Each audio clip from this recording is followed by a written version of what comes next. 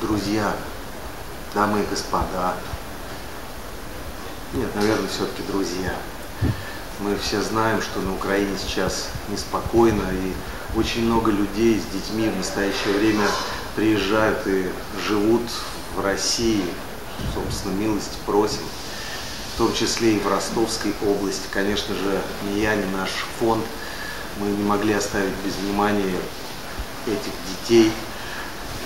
И 7 и 8 июля мы решили провести для детей акции, такие маленькие концерты, где главным для нас будет множество улыбок на лицах детей и их родителей.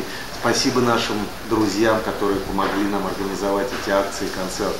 Больше всего хотелось бы поблагодарить маленькую страну, которая всегда с нами, естественно, Артема Якушевского. Артем, спасибо тебе за твои добрые поступки.